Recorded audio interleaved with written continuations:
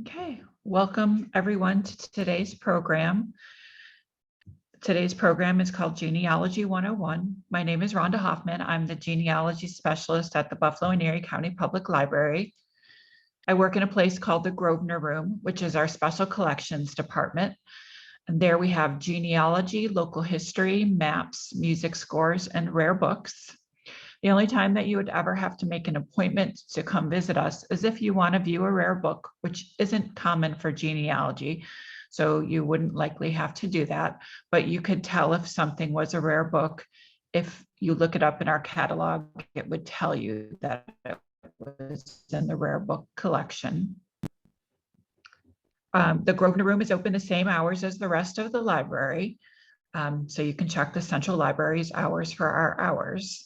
We do have a couple of different policies than the rest of the library. So for example, we don't allow food or drink in our department, and we also require all bags, purses, containers to be kept in lockers. So just to let you know, if when you do come and visit us, don't bring anything that you're not comfortable putting in a locker. The lockers do lock. So let's get started.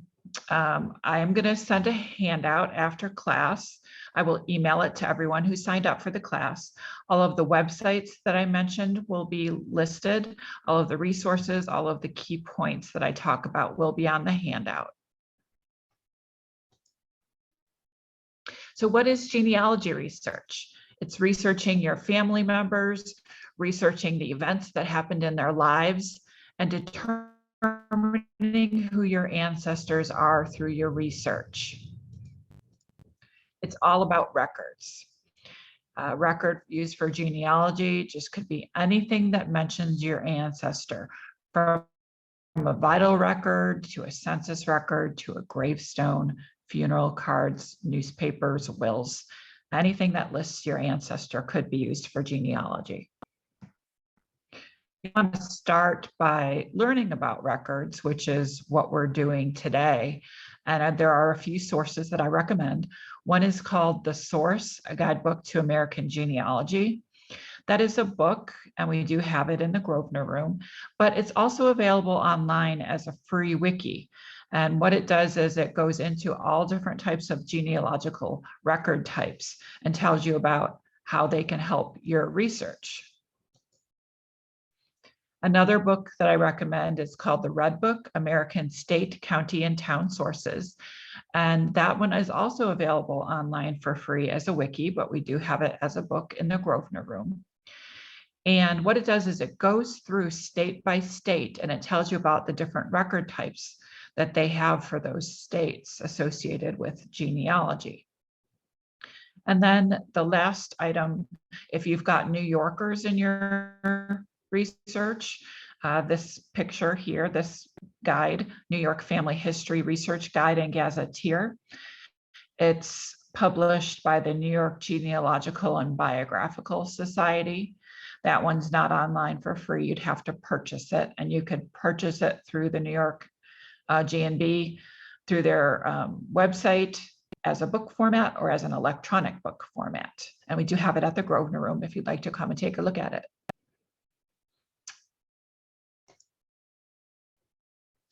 So when you start out, the most important thing that you can do is write down what is known, because that memory, that has just been lost could be the thing that's going to solve a genealogical puzzles. We forget things, we can't keep everything in our brains. So you want to reach out to all of your different relatives and ask them what they remember about the family, what they can tell you. You want to focus on names, locations, and time periods that your ancestor lived in, because those are key pieces of information for genealogy, because we use records as a main source of evidence. And the availability of records varies for different places and different time periods. So for example, in North Carolina, marriage records started in 1868. And they're kept at the county level, or you can get them through the state. And there's no waiting period to access those for genealogy.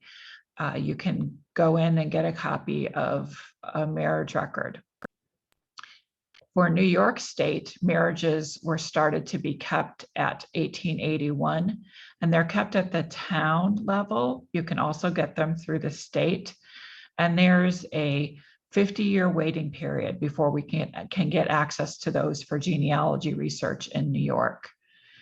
And sometimes there are exceptions. If you can prove you're a direct line descendant of the person whose marriage certificate you're trying to obtain, they may allow you to have a copy. And it depends on each individual clerk's office as to what requirements they may have for you to prove your ancestry. And both of the marital parties would have to be deceased in New York before you can get a copy of it, unless, of course, it's your marriage certificate, then you can get a copy. You want to ask your relatives, what records do they have about your family? Especially things you might not find elsewhere, like funeral cards, letters, photos, scrapbooks, Bibles, diaries. A lot of times you won't find those things in different libraries and archives. So, start collecting those things if your family has them. And I recommend, making your interest known. If somebody is going to clean out their attic or their basement, let them know you're interested in genealogy. So if they find anything related to the family, that maybe, ask them to call you if they're thinking of getting rid of them, and tell them that you'll come and get them from them. The more I do genealogy research, the more I realize that you really do become a detective. You investigate clues about your relatives, you formulate theories as to who your relatives are, and then you find evidence to prove those theories. A clue in genealogy research could be an artifact found in home sources. So one time I was visiting my parents and I found this really interesting thing on the wall that my mom had just put up. There it is. Made me laugh. This is a certificate associated with my grandfather, Donald Fancher, who's pictured here, and my grandma's down at the bottom, associated with his military service in World War II. And it says, on the 6th day of June, 1944, the fickle finger of fate has traced on the rolls of the Lucky Bastard Club the name of Tech Sergeant Donald A. Fancher, who was an engineer in the Misfortune, who on this date achieved the remarkable record of having sallied forth and returned no fewer than 25 times, carrying tons and tons of high explosive goodwill to the Führer and would-be Führers through the courtesy of the 8th Bomber Command, who sponsors these programs in the interest of the government, of the people, by the people, and for the people. So you can see we get some good information here that my grandpa was a tech sergeant. He was an engineer. The plane that he worked on was the Misfortune, that he was part of the 8th Bomber Company. And what really stood out to me was the date. It said on the 6th day of June, 1944. And some of you might recognize that date as D-Day. So I thought, oh my gosh, was my grandpa at D-Day? And so I asked my mom if she had any other records associated with my grandfather's military service. And she did. She had a number of things, but this one I found very interesting. And it lists all of the different missions that he flew on. He flew on 30 different missions. And you can see right down at the bottom, his last mission, 6644, on the French coast. He was in the air for 8 hours and 35 minutes. And, so of course that gave me a great sense of pride that my grandpa was in World War II. And my grandpa was an engineer. He was a mechanic, but he also was a top turret gunfighter. And my mom also had some newspaper clippings that said on D-Day, that's what he did, is he was a top turret gunfighter. So he would sit up there where the arrow is pointed and he would shoot. A clue in genealogy research could also be family lore or memory. So I asked my dad about his side of the family, and he told me my great-grandfather was Stephen Hoffman, and that he came to the US to escape German military service. and he used the assumed name Stephen Polson when he traveled to the US, and that he was from Germany. And that was really, really helpful to me because I could find the Hoffman family, my maiden name is Hoffman, in a bunch of different records, but certain records I just couldn't find about them. And it turns out they went back and forth between those names, Polson and Hoffman, all the time. So here is the 1930 census, and we see Stephen Hoffman with his wife Agnes, and he's got a daughter Mamie, and that's my grandpa Felix, and my Aunt Martha, and Uncle Daniel, and that's my Uncle Harry. And they lived at 29 Pangolin Street in Dunkirk. And then, you know, when you look at the 1940 census, here's the family again, but they're listed under Polson. It's got the same names. They've got the right ages. They're at 29 Pangolin Street where they lived all, you know, through most of their lives. So that was really helpful to me.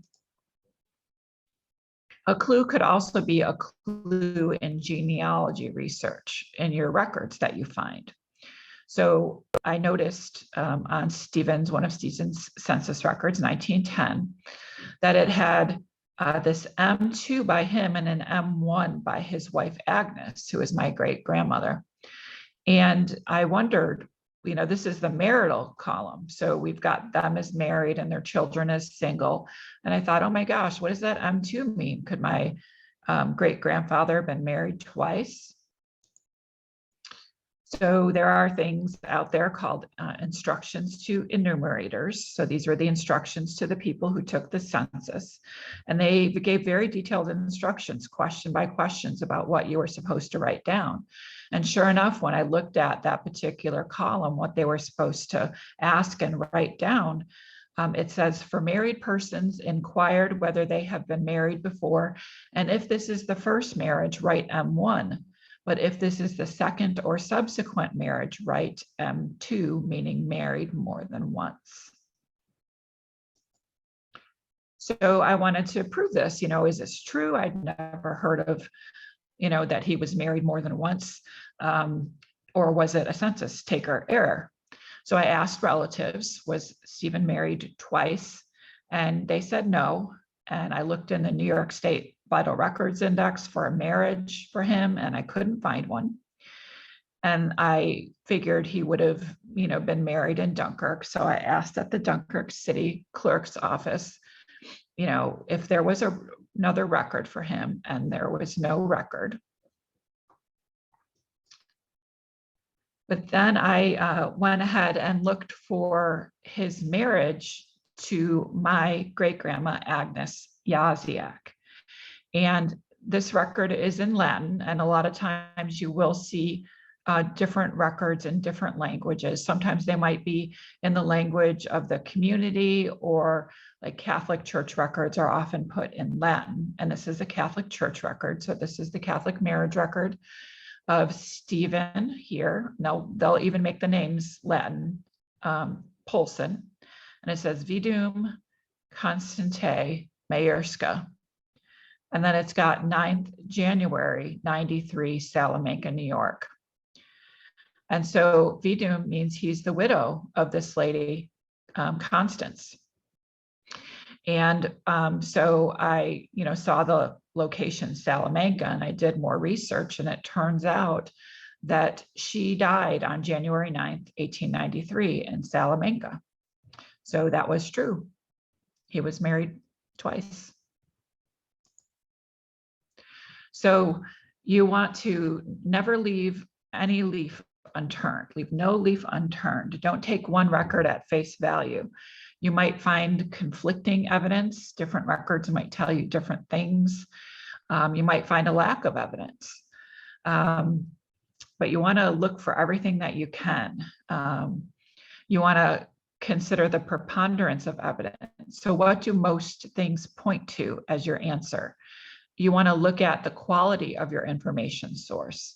So was the document that you obtained, was it an official document, and was the information given by someone who would have known that information that was on the record? Or was it something like you saw an online family tree and the person didn't list any sources with their tree?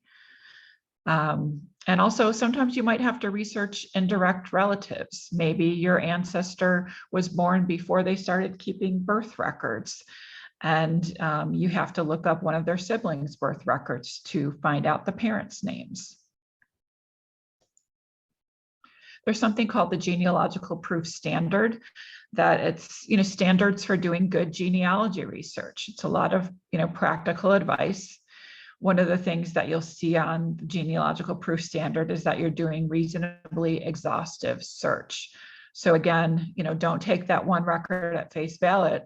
You want to collect all the records you can about your ancestors. Something that would help you with doing reasonably exhaustive research is something that the library created called a record selection table.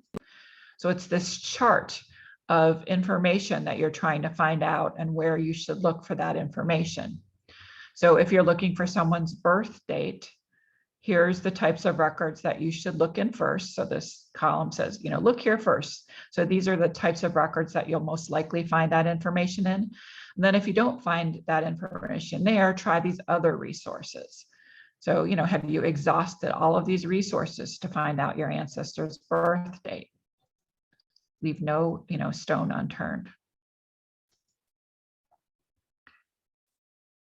What could also be a clue in genealogy research? We talked about family lore or memory, but what I wanted to do here is you want to dissect every piece of information that your ancestors tell you. So they told me that Stephen was from Germany. So I wanted to find out, was he really from Germany? So I looked through all the different census records and I looked at his death certificate.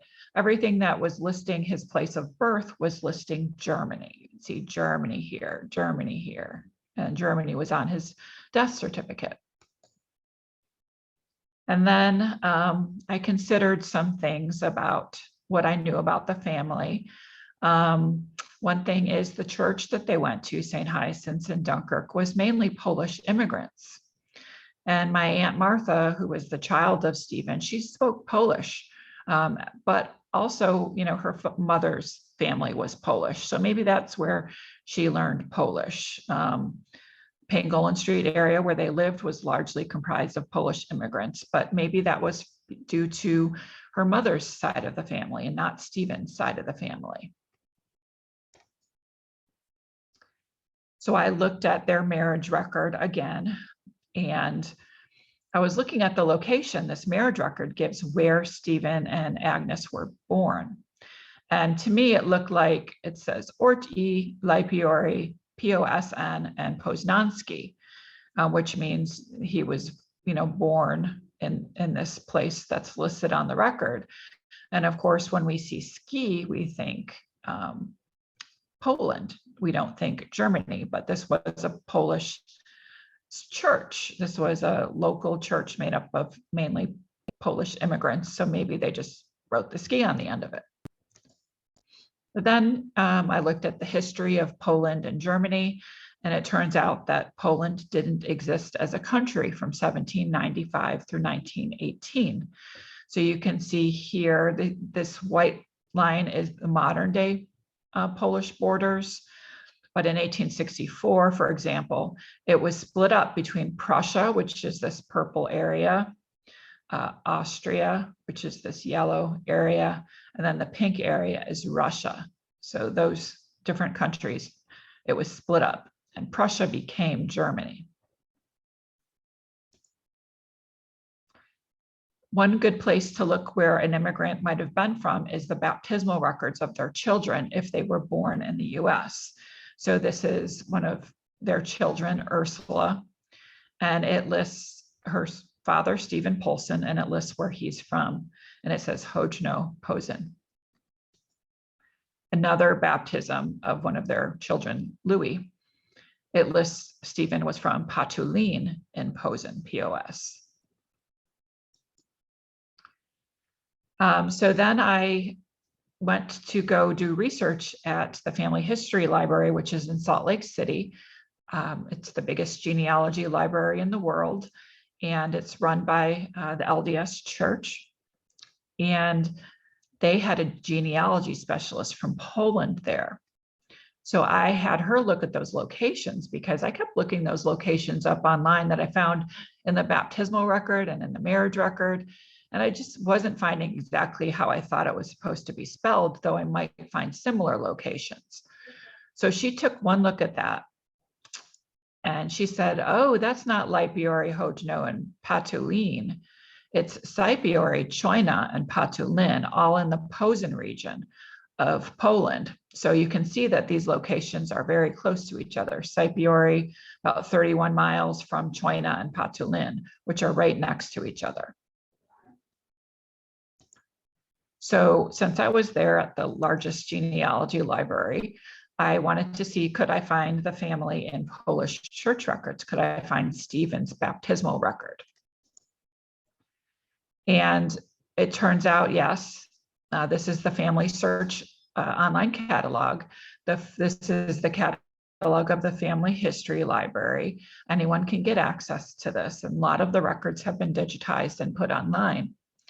So I looked, the specialist helped tell me that for this area, the records would have been kept at Choina, and that's how they were listed in the catalog, was under Choina. And these records were in German. The way that they're listed is in German, I should say. And they did have the baptismal records for the right years. So to prepare for my search in those records, you always want to review the information you already obtained so you can more easily recognize your person in the records.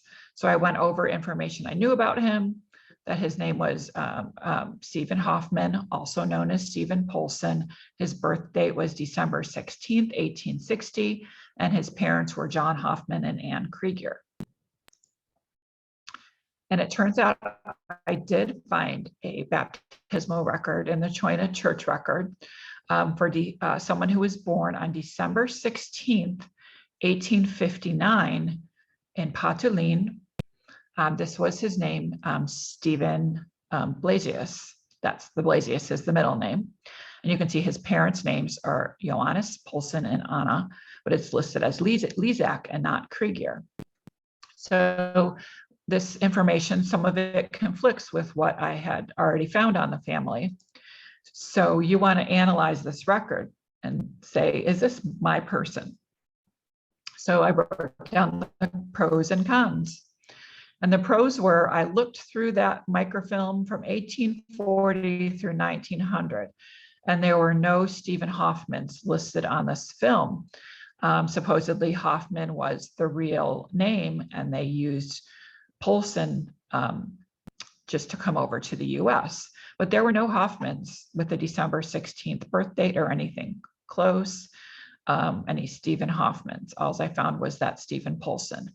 I looked on for Sypiori, that those records were kept on a different microfilm, and there were no Polsons or Hoffmans at all from 1855 through 1865 on that film. So, I thought, what are the cons? Would he have listed false information on American documents to go along with his assumed name? The false information would be possibly the location where he was from. It seemed unlikely that church records would contain false information. I looked at the pros, that his mother's name was Anna, but she was listed as Lizak and not Krieger, as Krieger was on his marriage record. But because it did come from his marriage record, could she have been remarried by the time he got married? And maybe the remarriage name was named Krieger, or maybe Lizak was a first marriage last name, and not her maiden name. I tried to find marriage records of the parents, and I couldn't find any. And I wondered, does the middle name Blasius help for Stephen? But unfortunately, none of the documents that I have on him from the US show any middle name or any middle initial. A pro is that the birthday is correct, December 16th, but it is off by 1 year. The birth year is I obtained from his death certificate. And unfortunately, info from death certificates is not that reliable because the data on the certificate comes from someone else, obviously not the deceased, and that came from his son, Felix, my grandfather. And it could be difficult, trying to think of the right year, when you're grieving and putting that information on a death certificate. Or maybe Stephen it was easier to say he was born in 1860 instead of 1859. But also birth dates weren't all that important back in that time period. So maybe he wasn't positive of the year. There were some other pros in that 7 out of 9 of Stephen's census records supported the year 1859 as the birth year instead of 1860. So it looks like there are some things that point to him being born in 1859 instead of 1860, and some things that could point to his last name being Polson instead of Hoffman. And now we have DNA though. So I thought, well, let's see if I can use DNA to solve this. So there's something called Y DNA, which is only inherited by males from their father, and it follows the direct father's line. And this test will return a list of genetic family matches from this line only. So this DNA is inherited, directly down the paternal line. So if this was Stephen, this is his father, grandfather, great-grandfather. And so my theory would be, if this is following the paternal line, that this test is gonna give you a list of matches, people matches that match you when you take the test. And that I would either see a bunch of Hoffmans as matches or a bunch of Polsons as matches. But of course, there could be things like misattributed parentage. Was somebody adopted? Was there an affair? Could they have changed their name? And did the right people even test? Will we even get any matches? So obviously I couldn't take this test because it's only inherited through the male line. And so my father agreed to test. And when I got my results, they weren't very helpful. To be honest, I got thousands of matches, but they were, for the most part, very distant relative, like we could relate from 800, 1,000 or more years ago. That's when our common ancestor could have lived. The closest name to Hoffman I got was Heitman. The closest to Polson, I got a Persian, I got a Polchinski, I got a Polzin and a Pols. So there are a few close ones amongst the thousands of ones that weren't close. And I did get one fairly close match. This one that's boxed off had the last name Polchinski. And so that's kind of similar to Polson. I contacted him, and this person said that they used to spell their name Polczynski, which is very similar to Polson, just without the ski. And he said his immigrant ancestor came to the Bronx, Westchester County, New York area. So I'm researching to see if I can connect these families and maybe prove it through DNA. So when you're doing your research, you want to keep an open mind. Names, a lot of things could change, especially names. People might have Americanized their last names. First names and middle names, people would go use their first name for a while, and then they would use their middle name for a while, especially if they were trying to distinguish themselves from another relative. They could have went by nicknames. Memories and perception. We see things very differently as an adult than we did as a child. You have a lot more life experiences. You might understand things better as an adult than you were when you were a child. So when you're talking to your relatives, make sure you talk to people of multiple generations, so you get as many points of view as possible. So family stories, they could contain errors, but there are usually bits of truth in those stories, even if you find some things are wrong. Keep in mind that any type of record could contain errors. Things like a recorder of information, they might have written the wrong information down, they might have misunderstood something, they might have just been careless. Also, at one point, we usually all run into a situation where some records were damaged or destroyed, and you might have to try to find a piece of information in a different place that you would usually find it. Other people's research, just like family stories, they may or may not be true. So use other people's research as a clue and then try to prove it yourself. Online family trees, they could be very good. If you find a family tree and they list all their sources of information, that could be very helpful to your research. But if you see an online family tree and they don't cite their sources, it could be completely accurate, but it could be wrong. So again, just use that as a clue and try to prove it yourself. When you start, you just start with the family that you're most interested in. You want to start with the present and work your way backwards, one generation at a time. You want to review what you know and what your relatives have told you, and look at, where are there gaps in the information. So maybe someone has a particular document that's very useful, or multiple documents that gives you information, but you don't know everything. Like maybe someone was born in the late 1800s, probably in Buffalo, but you don't know the exact information. So write all that down so you can prepare yourself for your research, and then try to obtain those documents that could tell you that information. So you want to assess what records should be available for the location and time period where your ancestor lived.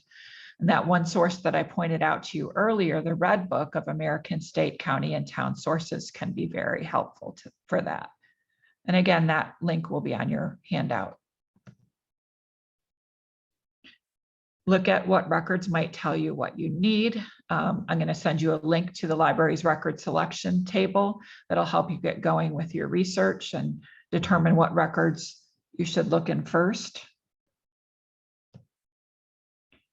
So let's get into the type of resources you use for doing genealogy research.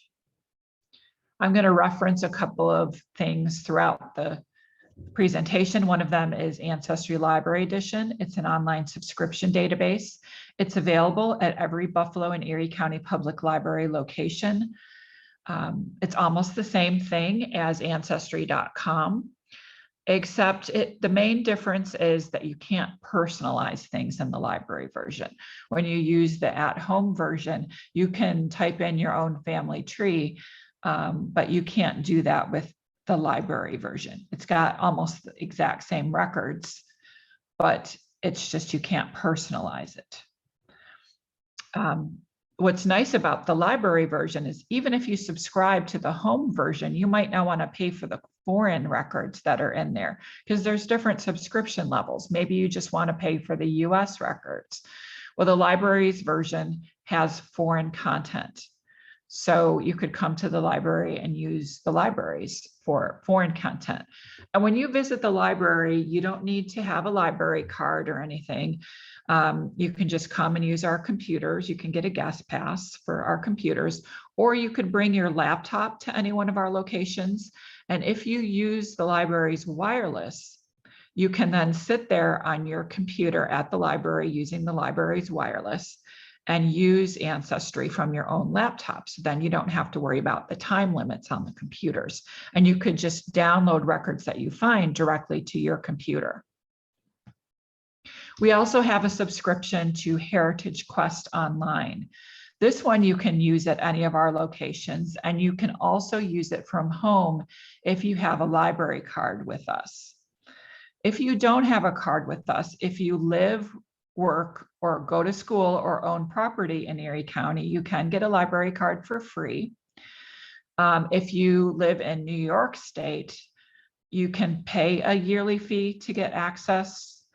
But I recommend before you do that check with your local library because they may subscribe to HeritageQuest Online too.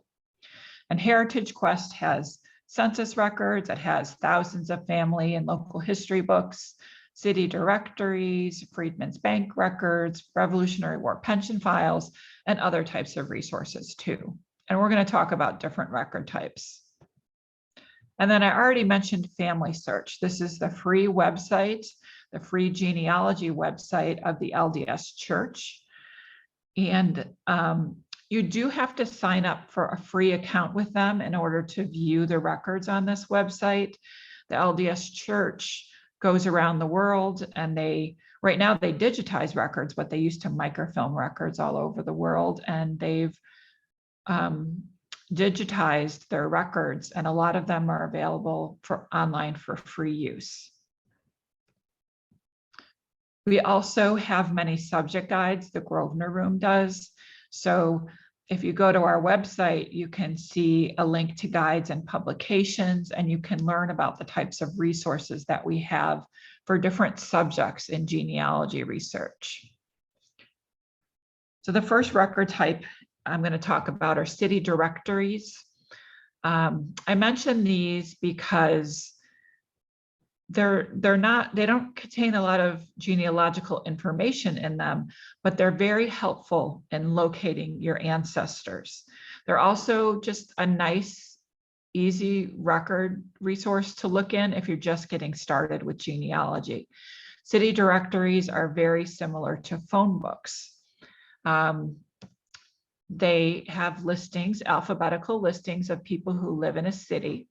It's generally the head of household who will be named in the directory, but also people who work outside the home too. So usually it's like if children work outside the home, like around say age 14 and above, they would usually be listed in the directory too. And these give addresses just like telephone books, but they give additional information too. On this slide, we can see where we've got some women listed with WID next to their name, which means they're a widow. And then it lists their deceased husband's name next to them. Another thing that they list, let me point this out first, are you can see professions. So Frances here is a machine operator. Helen is a saleswoman. Ida is a clerk. City directories are great because they give you an idea of the different institutions and organizations that were in a community for a particular time frame. And they help you find what records might have existed. For example, if your ancestor died in a certain year and you don't know where they're buried, you might be wondering, well, what cemeteries existed at that time? So in the beginning of these books, there'll be a general index of these organizations and institutions. So you can see a list of the different cemeteries for that city, or a list of the churches or courts, schools, orphanages, all of those types of organizations where you might find records about your ancestor. The library has digitized a number of our city directories. From 1832 through 1913, we've put online for free on our website. You don't need a library card. Anyone can access this from home, our Buffalo city directories. Also, HeritageQuest and Ancestry have some Buffalo city directories from 1861 till about 1960. And they also include city directories for all over the United States. And Ancestry also has some foreign city directories too. A good place to start if you're working from the present and working backwards is the Social Security Death Index. So this particular index, it lists people who are deceased whose deaths were registered with the Social Security Administration. It mostly covers the 1960s to 2014. And it's in Ancestry and HeritageQuest. And it will generally tell you the person's birth date, their death date, and their last place of residence. In this example, we see a Louise Parsk. She lived in North Tonawanda. She was born 17th of May, 1909, and she died the 1st of September, 1992. It also tells you down at the bottom there that her Social Security number was issued in New Jersey before 1951. So Social Security didn't start till the 1930s. So at that time, they would have to sign up for them when as an adult, if to get Social Security. Another database is called the Social Security Applications and Claims Index. So these again are deceased people, but these are usually more detailed. You'll see things like name changes. On this example, we see an Anna Bartosik, who also went by Anna Gorgel. It gives her birth date. It gives even a specific town that she was born in Poland, Lublin. It gives her death date, and it gives her parents' names. So you can see her father's name is Gorgel, so that would have been her maiden name. And then it tells when a name change occurred. So in 1972, her name was listed as Anna Bartosik. So maybe that's when she got married, or maybe she just changed her application at that time. Census records are a great place to get started.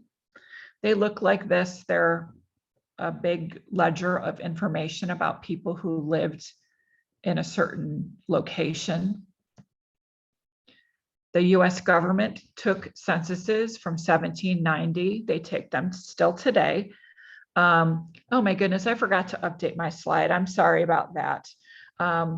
This should read that they're available from 1790 through 1950, because we just had the 1950 census released on April 1st.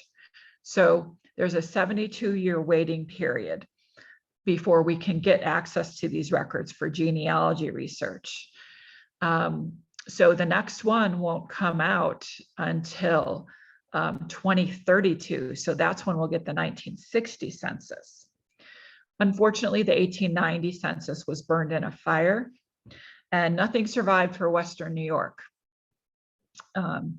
So you won't likely find your ancestor unless they lived in a different location, but only 1% of the census survived. So you're unlikely to find your ancestor in them, but you should still check. New York State took their own separate censuses outside of the federal census years. They took them mainly on the 5-year mark from 1825 through 1925. So the type of information that you can learn, the best information is from 1850 to the present, really. It can include key personal and family data. So we have here the Earl Stevens family. And one thing from 1880 to the present is they told the relationship of these people to the head of the household. So when you see a grouping like this, they live in a household together. And you can see Earl was the head of household. You can see his wife, Viola, his sons and daughters. And down at the bottom, we see Catherine Brecka, who is his mother. And then over to the right, we see their genders.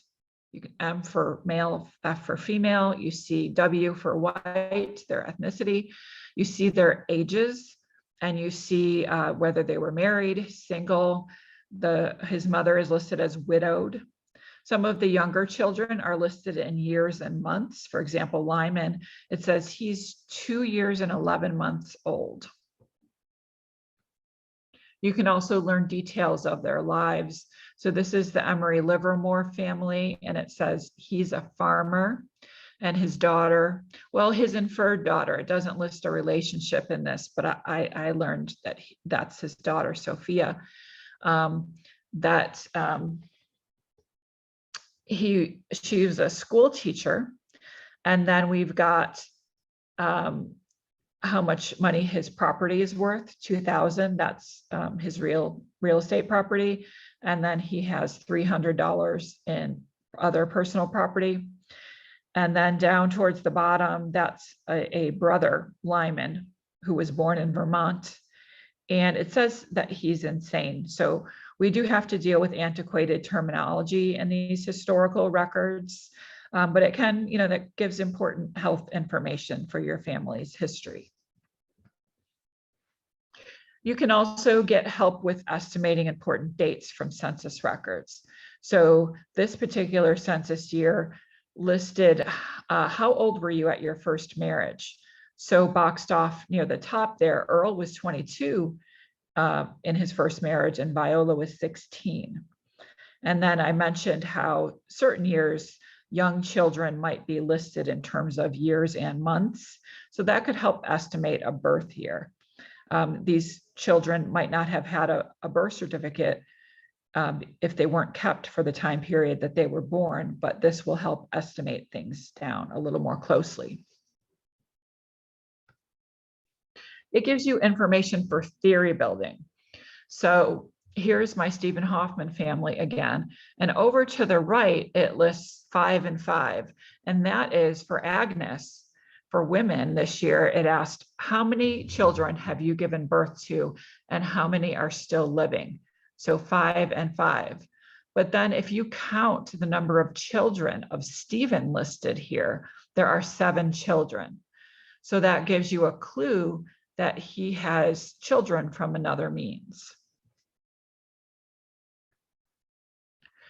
You can get clues to find other records. So here we have Josephine Barrick, and there's a column that lists O and F, and that means she owns her home and it's free of a mortgage. So there will be some kind of property records associated with her home.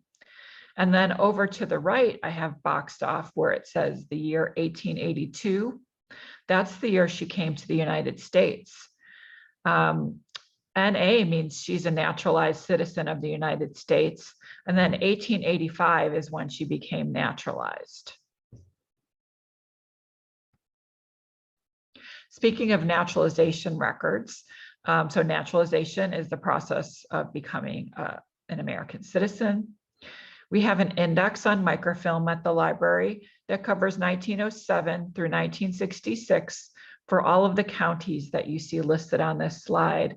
So it's Western New York, plus some other areas that are towards the west in New York State. These are district court, US district court naturalizations only. You could have been naturalized in multiple courts. So this is one place to look. And if you find your ancestor, you could order a copy from the National Archives. And actually, some of these records have started going online on Family Search for these US district court records. So some of these can be found in Family Search now. Naturalization records are great for genealogy research, especially those from late 1906 to the present, because those will usually list the foreign place of birth. And that's a lot of times what people are looking for. They want to know where their family came from and then came to the US. So aside from that index that I showed you, a good place to check for naturalization records are county clerk's offices. In late 1906, the US government standardized the forms that we used for naturalizations. Before that, different locations would use different types of forms, and oftentimes they went to their county clerk's office to get naturalized. So you could, for Erie County, you would go to the Erie County Clerk's office, and they have many early naturalizations there up until the year 1929. Some of these are on Family Search. Some naturalizations you can find in Ancestry. The library has Canadian border crossings from 1902 to 1954 for Buffalo, Lewiston, Rochester, and Niagara Falls. These are on microfilm. These are also on Family Search, and they're on Ancestry. But I don't know about you, but sometimes looking at an online record, sometimes how the company might optimize the record, they end up being kind of dark or blurry. And sometimes it's just better to go to the microfilm. So we've got these at the library if you can't read what's online. And these were like similar to passenger lists. These are, this doesn't track American citizens coming into the US, like if they went for a visit and came back, but it does track those who aren't naturalized yet, and then new immigrants or foreign visitors coming into the US. So you can see this one is stamped visitor only. Anna Babbitt's, and it gives her maiden name, P-U-K is her maiden name. And it says a specific location that she was born in Poland. I think that's Lipnica, Poland. Her age, says she doesn't have an occupation. Her nationality is Canadian. So she became a Canadian citizen and she lives in Wyndham Center, Ontario.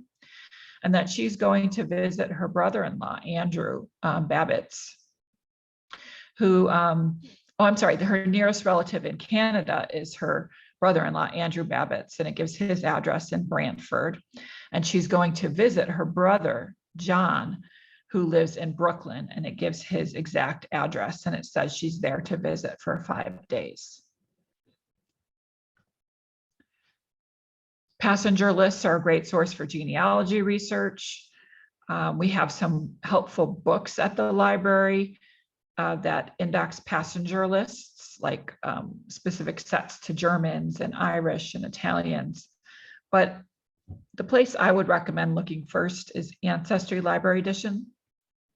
It includes passenger lists for all over the US. And it also has some foreign outgoing lists. So sometimes you have a hard time finding your ancestor on a US list. Sometimes maybe the handwriting was hard to read for the indexer. But sometimes you can catch them leaving a foreign port. Newspapers are a great source for genealogy. We all know about obituaries and marriage announcements, birth announcements. There might even be announcements on adoptions before New York closed their adoption records. You'll see anniversaries, divorces, name changes, property information, just general articles. Maybe something exciting happened in your ancestor's life and they wrote an article about it. Social activities, information about clubs and organizations and crimes, and just about anything you can find out in a newspaper. The library carries many newspapers on microfilm. The earliest we have on film is 1818. We have full runs of the Buffalo News and the Courier Express.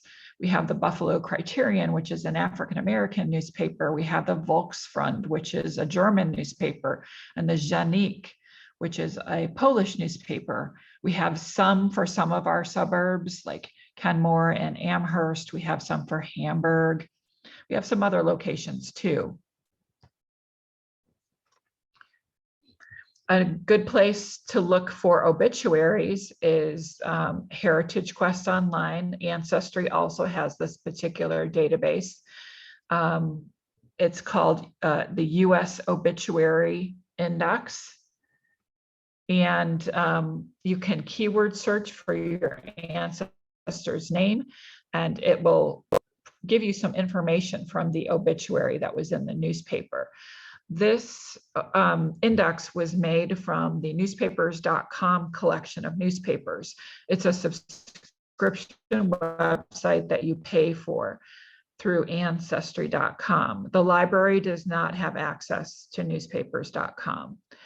But there is this index that includes some information from those newspapers in HeritageQuest and Ancestry. But you should be cautious because sometimes, this index was created by a computer, not a human.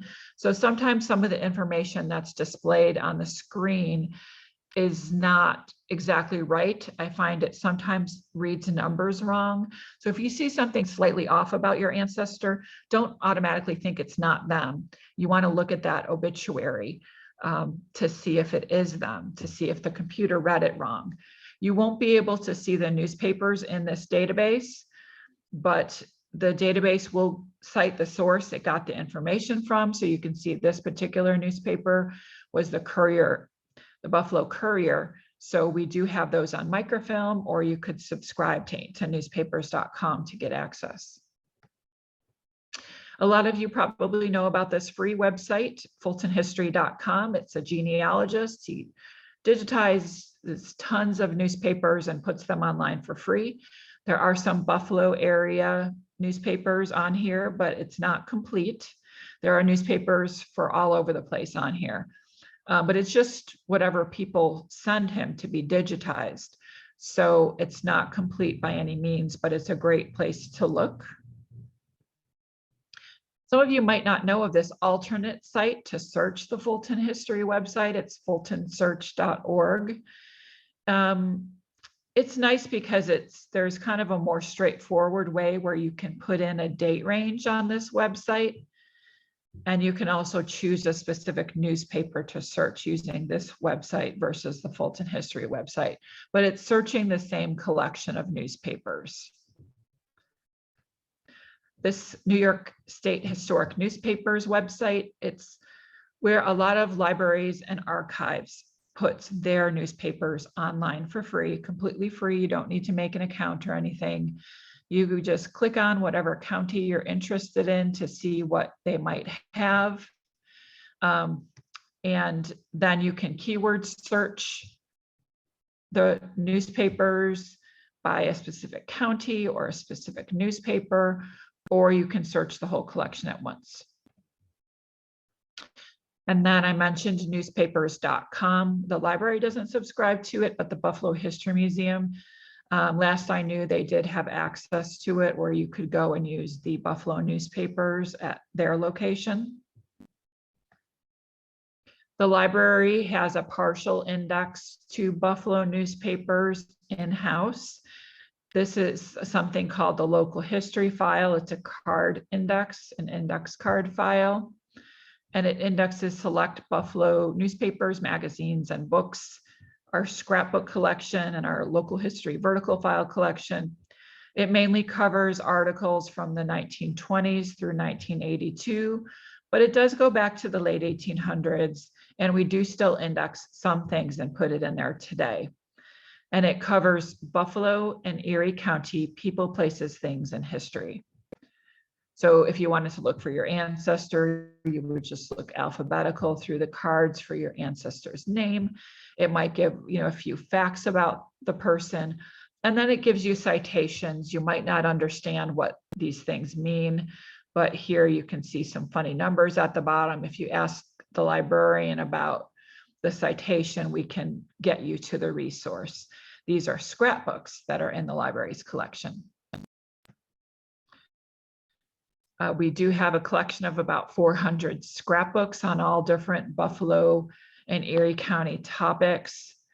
Anything from trees to markets to biographies, to ethnic groups, to clubs, businesses, homes, churches.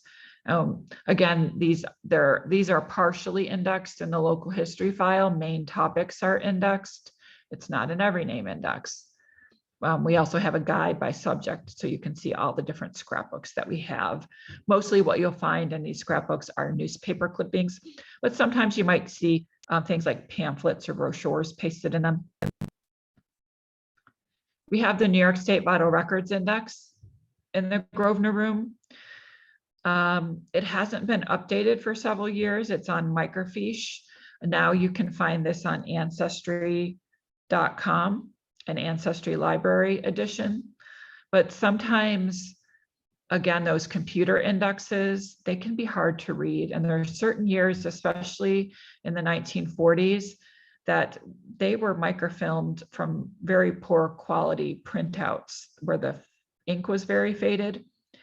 And a lot of times, if you can't read it on Ancestry, if you come and look at the microfiche and you use our digital microfilm readers where you can change the contrast and darkness, brightness, you can often read what's on them at the library. So this is an index to New York State births, deaths, and marriages.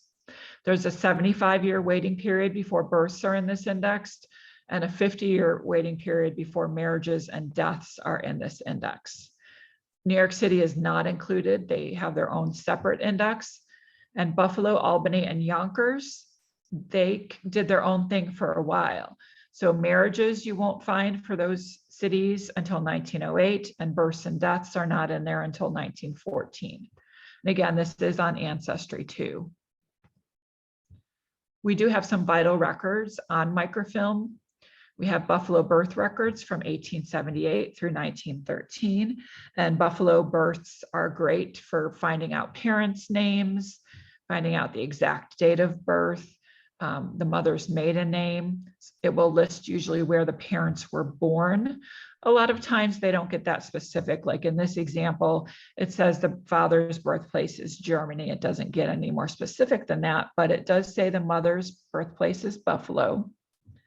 And it will usually tell the parents' ages and how many other children the mother has given birth to and how many are still living. We do have some Erie County marriage records on microfilm from 1877 through 1935. I think marriage records are the best vital records because the information comes from the people getting married. Usually marriage certificates will list both the bride and the groom, their ethnicity, where they live, their age, their occupation, their place of birth, their parents' names, including their mother's maiden name, and where their parents were born.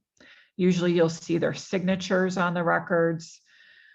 Usually it will show the officiant who married them. In this example, a Reverend Peter Pittas, a Roman Catholic priest in Buffalo, married them. We also have early justice of peace records. So this wouldn't be people who were born in churches. Or who were married in churches. These are people who would have, just had a civil marriage, a justice of peace. We have these from 1837 through 1876. They usually just list the people getting married and their date of marriage, but at least you have a record of their marriage.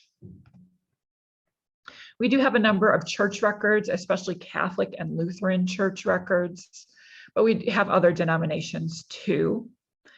This is an example of a baptismal record, and it's got great information. This is where I always recommend, if you're trying to find out where your family is from in a foreign country, if the immigrant ancestor had children here, look up the children's baptismal records, because usually it will list the parents' names and where they were born. So in this example, Tadeusz Urbanovich, born in 1884.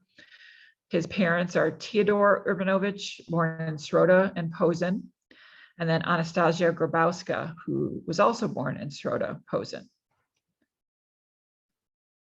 We do have a number of cemetery records for both large and small cemeteries in Erie County on microfilm. Some of the more popular cemeteries we have are Forest Lawn, the Mount Calvary Cemetery Group, so Buffalo Cemetery, Mount Calvary, United German and French, Ridge Lawn, Holy Cross, and Lakeside Memorial in Hamburg. And this is an example of some of the records you might find. Usually you'll find burial registers, which include a lot of great information, the person who died, their place of birth, their place of death, their date of death. This one lists whether they're married or not. It also lists their residence, their age, and it includes sometimes their number of years, month, and days, their cause of death. This one lists the undertaker, and then it'll give you the location of the grave. So it'll give you the lot and the section number, and sometimes in the remarks, you might see things like the church that the funeral was held in, or if a body was moved to another cemetery, or if it was brought to this cemetery from another cemetery, that might be listed. So once you find the plot information from the register, there might be these plot registers that show everyone buried in a particular plot. So, sometimes your family has a plot and you're like, who are those people that are buried with my family? I don't know who they are.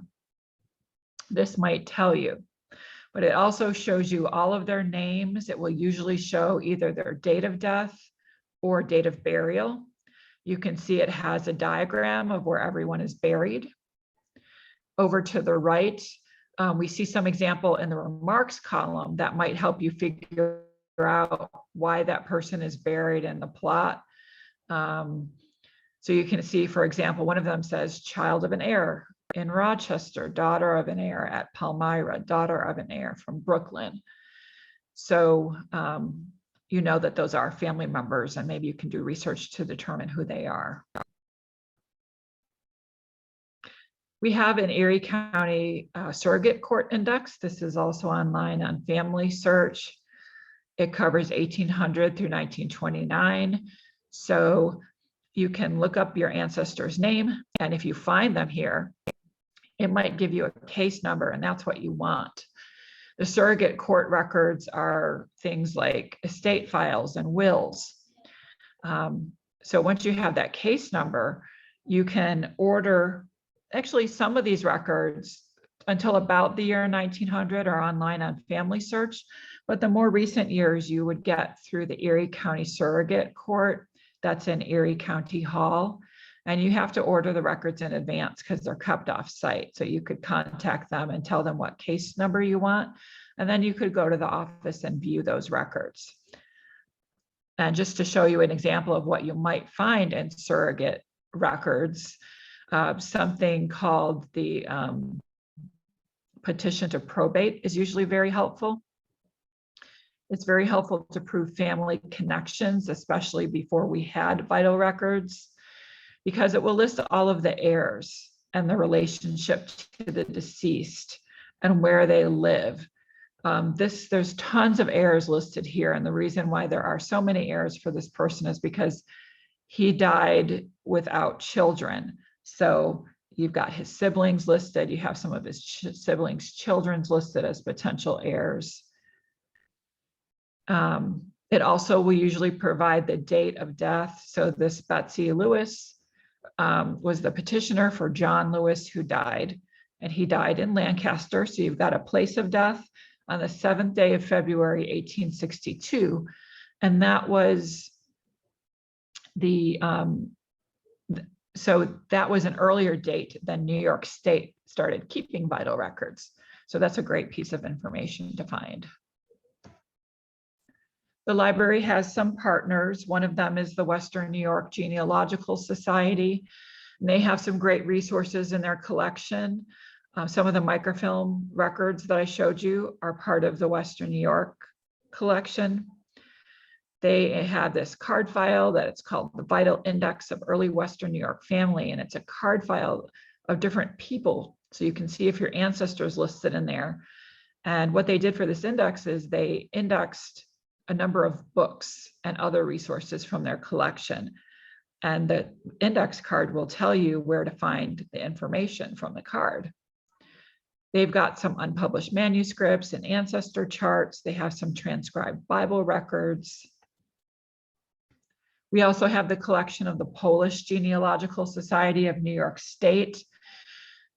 Their collection consists of a lot of books related to Polish immigrant history, Polish history and culture, and some local Polish church histories as well. Local histories are great because they can include biographical information. They include histories of communities, churches, schools, clubs, businesses, ethnic groups. And we have a large number of local histories at the Central Library, thousands of them. A lot for New York State and New England, some other locations on the East Coast. But the database HeritageQuest also has thousands of these in it. Here's an example. So this is from Collins, New York. This is a list of early landowners and when they purchased their land and where their land was, how many acres, the price that they paid for it. Here's another example from a local history. They'll have these biographical sketches of families. And this person, Job Southwick, it says here he was born on February 12th, 1796 in Queensbury, Washington County, New York. And it gives his parents' names and when he came to North Collins, and it gives other information about his family members. So, this is something you may not find anywhere else. We do have a large family history collection, about 5,000 family histories in the Grosvenor room. Families' histories, you could learn just about anything, whatever the author decided to put in about their family. But usually you'll find birth, death, and marriage dates, spouses' names, parents' names, children's names, places that they lived, if they had any important accomplishments or military service. You'll find that HeritageQuest also has thousands of family histories in it. We have a number of maps and atlases, and these are usually focused on counties. The atlas collection, this is a sample from an atlas that I'm showing you from 1866. It's an Erie County atlas. And these early atlases are great because a lot of times towns outside of the bigger cities didn't have their own city directories. So the suburbs for Erie County, they didn't start having their own city directories until the 1950s, 60s, or even later. And these early atlases, I should say, they often listed property owner names. So if your ancestor owned property, they might be named on these maps. You can see a lot of names listed here. That shows you just where their property was. But it also shows some important businesses like this one lists a brickyard and a sawmill and a school and a hotel. So you can see where important things are too. We have a collection of Buffalo Sanborn maps. These are very detailed property maps. So here we can see that will show a layout of a community. They're very large scale. We can see St. Stan's Church and school. And we see different colors on this map, and the different colors mean different types of building materials. So the pink one is brick. The yellow means it's a frame house or a wood house. And you can see the shapes of the buildings. There's all different kinds of markings on the buildings that mean different things. For example, let's see if you can, here's my arrow. You can see some of them say D on it. That means it's a domicile, a house. On the opposite side, you'll see there's a couple that say S. That means it's a store. And there's markings that'll tell you what material the roof was made out of, how many stories the building is. These are very interesting to learn about your ancestors' home or their school, what different types of buildings were in their neighborhood. Here's an example of a business. If it's a bigger business, usually there's a very detailed plan. There's a detailed layout. So if you know what your ancestor did, if they worked for this business, oh, I know Grandpa worked in the machine shop. Well, there's the machine shop. That's where they worked. Maybe your ancestor was in an institution and you want to kind of get an idea of what their life might have been like. So this shows the St. Vincent's Female Orphan Asylum. You can see where the dormitories are and the chapel, the laundry and the kitchen, the school. So you really get an idea of how they might have lived. These are so detailed because these were drawn to sell to fire insurance companies. And they would only draw the built up areas of town because the fire insurance companies would only be interested in areas where they were going to sell a lot of insurance. So the companies would then look at these maps and, based on the building materials and the things that might have been on the property that could have, caused danger, they made their insurance rates. The last thing I'm going to show you here is a website it's a good website to find other genealogy websites. It's called Cindy's List, and she's got all different types of genealogy categories from, you can see here, directories, history and culture. You've got different, it'll have links to different countries and all different kinds of genealogy records. And it will give you links to both free and paid websites. And then my last thing that I'll say is that genealogy research is habit forming. You are not in this alone. The Grosvenor staff are there to help. So please come and visit our friendly and knowledgeable staff. We like helping people, so please come and see us. Or if you live at a distance, you can email us. We can't answer, really in-depth questions, but we'll try to, provide what advice that we can. I'll go ahead and stop my presentation. And if you guys have any questions, you can either put it in the chat or unmute yourself.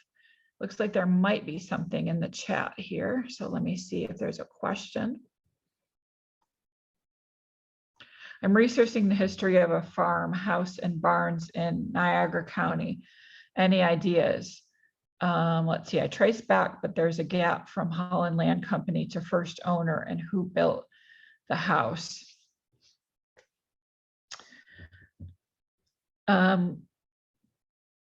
One piece of advice, so I'm guessing that you might have searched in deeds. If you haven't searched in deed books, you want to look in deed books, which a lot of them are online on Family Search.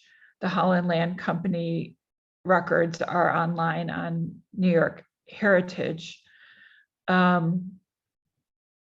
Another place, if you for some reason can't find certain land records, look in miscellaneous record books because they will include some property records. I would recommend looking in the estate files of the people that you know, like right near that gap of information. Research in the estate files, who owned it before the gap, who owned it after the gap. Look and see if there are estate records associated with those people. You might find information that way. Does anyone else have any other questions? You can put it in the chat or you can say it out loud. Will you do this again? This particular class or more classes? Yes. Yes. This class or both? This class, it is recorded, so I'm going to send you all the link to it. So if you'd like to rewatch it, you can. I usually give in genealogy 101 class probably like 3 times a year. Like I'll do one in the fall and then in the spring and then usually in the summer. And I am having more classes. So there's a few more scheduled this summer and I'll send all of you guys a link to those as well. One of the classes I'm doing is on finding your ancestors' foreign place of birth. Trying to think, I can't remember what the other ones are off the top of my head right now. But there's a couple more that I'm teaching this summer. So I'll send you guys a link to those and hopefully you guys will join me then. Again, you will get a handout emailed to you later today. And once I get the video downloaded to YouTube, then I'll send a link to the YouTube video too. Let's see. Crazy toddlers. Somebody's got crazy toddlers running around. Okay. All right. Well, did you have another question? Or you're saying goodbye? Okay, goodbye, everybody. I'll stop the class and look forward to those emails on our upcoming classes. Have a great day. Thank you for joining me today. Bye.